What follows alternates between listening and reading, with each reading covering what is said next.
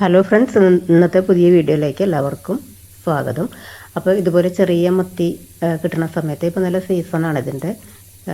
ഇതുപോലെ ചെയ്തെടുക്കാൻ പറ്റുന്ന നല്ലൊരു റെസിപ്പിയാണ് കേട്ടോ. ഫിഷ് വെച്ചിട്ട് ചെയ്യാൻ പറ്റുന്ന നല്ല റെസിപ്പിയാണ്. ചെറിയ മത്തിയിലും ചെയ്യാം, അതല്ല വേറെ ഏത് ഫിഷിലും, പീസ് മീനാണെങ്കിലൊക്കെ ഇതുപോലെ നമ്മളൊരു സ്പെഷ്യൽ അരപ്പൊക്കെ റെഡിയാക്കിയിട്ട് ചെയ്തെടുക്കുന്ന നല്ല റെസിപ്പിയാണ്.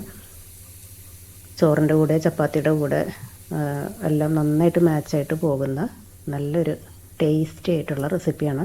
ഒരുപാട് ബുദ്ധിമുട്ടുകളൊന്നും ഇല്ലാതെ നമുക്ക് കുറഞ്ഞ ചേരുവകൾ വെച്ചിട്ട് എളുപ്പത്തിൽ റെഡിയാക്കി എടുക്കാം. അപ്പോൾ ഇതുപോലെ ഞാനിപ്പോൾ ഇന്ന് ചെയ്യണത് ഇതുപോലെ ചെറിയ മത്തി വെച്ചിട്ടാണ് കേട്ടോ. നന്നായിട്ട് കഴുകി വൃത്തിയാക്കി വെക്കാം. ഇനി ജാറിലേക്ക് തേങ്ങ ചേർത്ത് കൊടുക്കാം കേട്ടോ. അതോടൊപ്പം തന്നെ ഒരു പകുതി സവാള, 2-3 ചെറിയ ഉള്ളി, കറിവേപ്പില ഇത്രയും ചേർത്ത് കൊടുത്തിട്ടുണ്ട്. പിന്നെ ഇത് ഇഞ്ചി വെളുത്തുള്ളി ചതച്ച് വെച്ചതാണ്. അതിൻ്റെ കൂടെ ഞാൻ കുറച്ച് കറിവേപ്പില കൂടി ചേർത്തിട്ടാണ് ചതച്ച് വയ്ക്കാറ്. അപ്പോൾ അതുകൊണ്ടാണ് ഈ ഒരു കളറിൽ. പിന്നെ ഇഞ്ചി വെളുത്തുള്ളിയൊക്കെ ചതച്ചതാണെങ്കിലും ഇതുപോലെ 2 എക്സ്ട്രാ വെളുത്തുള്ളി കൂടി ചേർക്കുന്നുണ്ട്. ഇപ്പോൾ മത്തി ആയതുകൊണ്ട് തന്നെ വെളുത്തുള്ളി ചേർക്കുമ്പോൾ നല്ല ടേസ്റ്റാണ് കൂടുതൽ ചേർക്കുമ്പോൾ. ഇനി ഇതിലേക്ക് ആവശ്യത്തിനുള്ള മഞ്ഞൾപ്പൊടി, മുളക് പൊടി ചേർക്കാം. മുളക് പൊടി ചേർക്കുമ്പോൾ കാശ്മീരി ചില്ലി ആണെങ്കിൽ കാണാൻ നല്ല ഭംഗിയുണ്ടാവും, അധികം എരിവുണ്ടാവില്ല. പിന്നെ കല്ലുപ്പ് ചേർത്തിട്ടുണ്ട്. ഒരു 1/2 ടീസ്പൂൺ ഇത് മല്ലിപ്പൊടി ചേർത്തിട്ടുണ്ട്. ചെറിയൊരു പീസ് വാളംപുളി ചേർത്തിട്ടുണ്ട് കേട്ടോ. ഇതെല്ലാം കൂടി ചേർത്തൊന്ന് നന്നായിട്ട് ചതച്ചെടുത്തിട്ടുണ്ട്.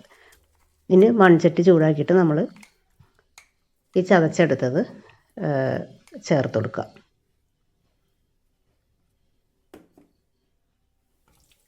അതുപോലെ തന്നെ ജാറ് ഇത്തിരി വെള്ളത്തിൽ ഒന്ന് ചുറ്റിച്ചതും ചേർത്ത് കൊടുത്തിട്ടുണ്ട്. ഫിഷും കൂടി ചേർത്ത് കൊടുത്തിട്ടുണ്ട്. ഞാൻ ഫ്ലെയിം ഓൺ ആക്കിയിട്ടുണ്ട്, പക്ഷേ ചട്ടി ഇങ്ങനെ ചൂടായിട്ട് വരുന്നേ ഉള്ളൂ കേട്ടോ. അപ്പോൾ കൈ പൊള്ളിക്കാതെ ഇത് മിക്സ് ചെയ്തിട്ട് വെച്ചാലും മതി കേട്ടോ, കുഴപ്പമൊന്നുമില്ല.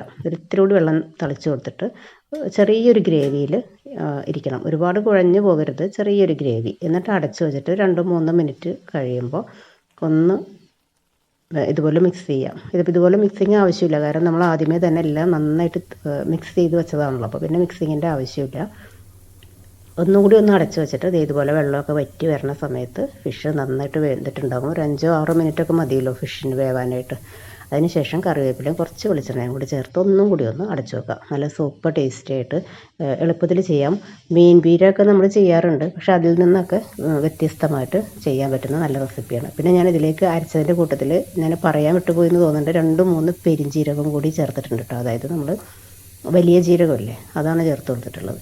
അപ്പോൾ നല്ലൊരു ഫ്ലേവറും നല്ലൊരു ടേസ്റ്റിലും കിട്ടുന്ന, നമുക്ക് ചോറിനൊക്കെ ഇത് മാത്രം കൂട്ടി കഴിക്കാനായിട്ട് നല്ല ടേസ്റ്റാണ് കേട്ടോ. അപ്പോൾ നേരത്തെ പറഞ്ഞ പോലെ ചപ്പാത്തിയുടെ കൂടെയൊക്കെ സൈഡായിട്ട് കഴിക്കാൻ പറ്റും. അപ്പോൾ ഇതുപോലെ ചെയ്യാത്തവരാണെങ്കിൽ ഒന്ന് ട്രൈ ചെയ്ത് നോക്കാം കേട്ടോ. നമുക്ക് ഇപ്പോൾ ഇന്നൊക്കെ ചെയ്തിട്ട് നാളത്തേക്കൊക്കെ കഴിക്കാനും നല്ല ടേസ്റ്റി ആയിട്ട് ഇരുന്നോളും. പുറത്ത് വെക്കണമെങ്കിൽ ഒന്ന് ചൂടാക്കിയിട്ട് വെക്കുക, അല്ലെങ്കിൽ ഫ്രിഡ്ജിൽ സൂക്ഷിക്കാൻ പറ്റും. അപ്പോൾ ട്രൈ ചെയ്ത് നോക്കുക, നിങ്ങൾക്കും ഇഷ്ടപ്പെടും.